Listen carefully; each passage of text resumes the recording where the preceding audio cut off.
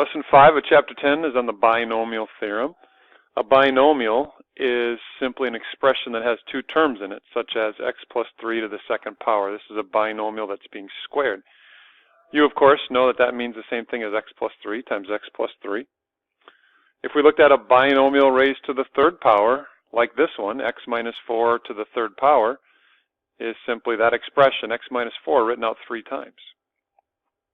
So we're going to learn how to expand a binomial and get rid of those parentheses. So if you were to do this problem, I would imagine that you would probably take the first two binomials and FOIL them, giving you the quadratic equation right here. Then you have to take that quadratic and multiply it with the binomial x minus 4, and that would give you x to the third. Let's see, that would give us negative 12x to the second. It would give us a 16x and a 32x, which is 48x, and then minus 64. So this would be the expansion of that binomial to the third power. So let's talk about taking an expression like this, a plus b to the fifth power. Certainly we could take a plus b, write it out 5 times,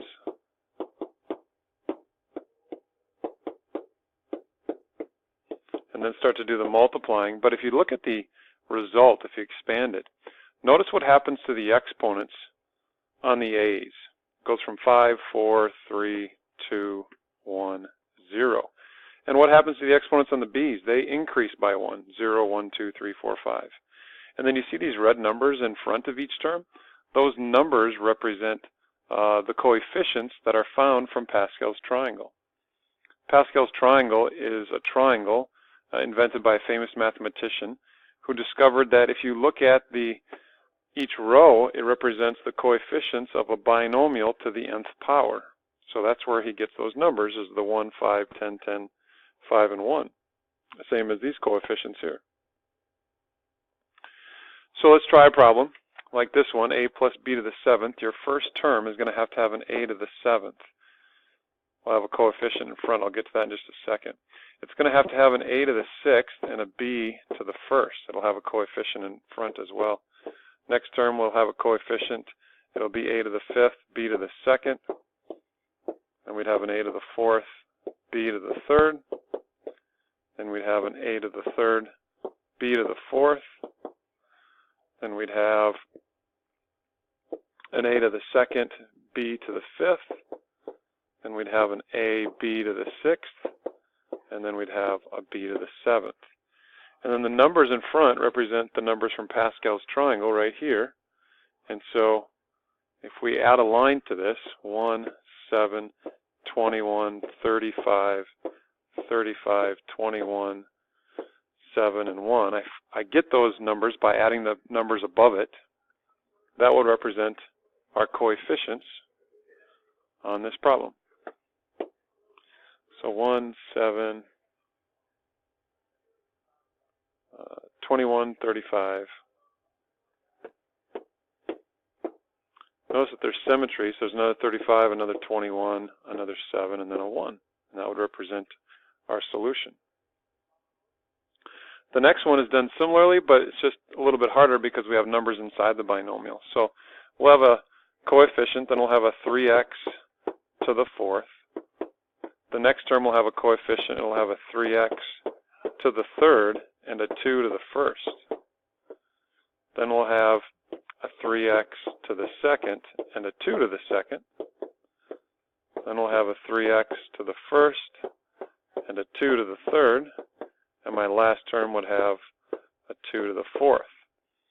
The numbers from Pascal's triangle give us 1, 4, 6, 4, and 1. And now simplifying this first term is going to become 1 times 3 to the 4th, or 81x to the 4th. My next term is going to become 4 times 3 to the 3rd times 2.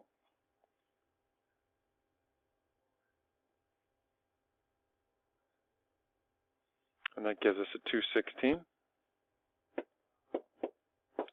X to the 3rd. My next term will become 6 times 3 squared times 2 squared.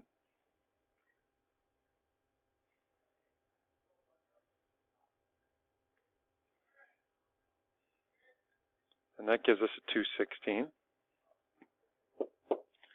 X to the second. My next term is going to be 4 times 3 times 2 to the third.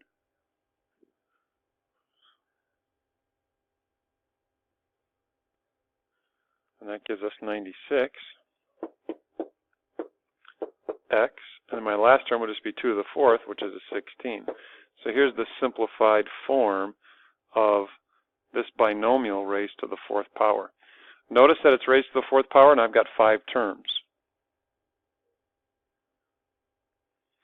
Next problem is very, very similar, except for you notice that this binomial has a minus in between the 2 terms. So that's going to have an effect, as you'll see as I write this out. So I'll have a coefficient. I'll have x to the fifth. Next term will have an x to the fourth and a negative 4y to the first. Then I'll have an x to the third, negative 4y to the second. X to the second, negative 4y to the third. We'll have x times negative 4y to the fourth, and my last term would have a negative 4y to the fifth. The numbers from Pascal's triangle, again right back here, are located, circled in blue, 1, 5, 10, 10, 5, 1.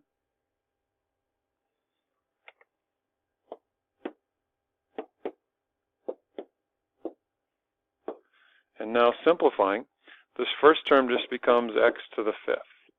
My next term becomes 5 times negative 4, which is negative 20, x to the fourth y. My next term becomes negative 4 squared, which is 16 times 10, or 160, x to the third, y to the second. My next term becomes negative 4 to the third times 10, which is negative 640, x to the second, y to the third. My next term becomes negative 4 to the fourth, which I believe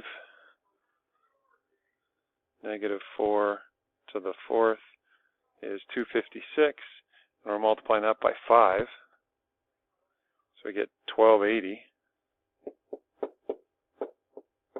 And I got to have an xy to the fourth. And then my very last term is the negative 4 to the fifth. And that gives us 1024. With a y to the fifth behind it. So again, you'll notice that my exponents on the x's keep decreasing by 1. My exponents on the y's keep increasing by 1.